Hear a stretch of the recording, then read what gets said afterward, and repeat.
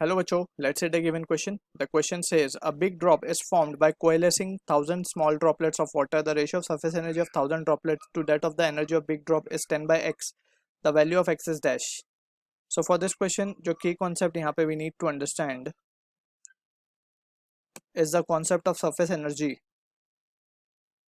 So we know कि surface energy के regarding we have studied जो molecule free surface पे होते हैं liquid के that has more energy compare to the bulk molecules जो कि इनसाइड होते हैं लिक्विड के, ठीक है. And that energy, extra energy जिसे हम सरफेस एनर्जी कहते हैं, it is given by the expression S into A, ठीक है.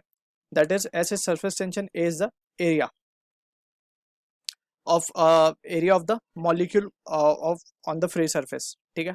So from this expression we can write, हमें बिग ड्रॉप गिवन है, इज फॉर्म्ड, छोटी छोटी ड्रॉप मिल करके 1000 छोटे छोटे ड्रॉप मिल करके एक बड़ा ड्रॉप फॉर्म हुआ है.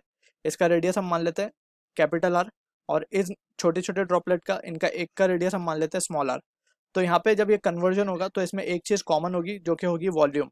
सो we can write volume that is 1000 into 4/3 pi r cube will be equal to 4/3 pi r cube. तो यहाँ से हम देख सकते हैं r comes out to be 10 r, ठीक है. ये रिलेशन आ गया हमारे पास. अब हमें चाहिए रेशियो ऑफ सरफेस एनर्जी. तो ratio of surface energy of 1000 droplet two of bigger drop, या फिर वन बिग ड्रॉप को एस बी बोल रहे हैं हम, ठीक है. तो 1000 into surface energy of small droplet. अब इसका सरफेस टेंशन हमें given, surface tension S into, यहाँ पे इसको यू से डिनोट कर लेते हैं हम, S into A will be 4 pi r square. Drop है तो एक ही सरफेस होगा, तो 4 pi r square divided by, नीचे हम लिखेंगे s into 4 pi, sorry small r का स्क्वायर आएगा क्योंकि ड्रॉपलेट्स की बात हुई है, और नीचे बिग ड्रॉप है तो it will be 4 pi r square.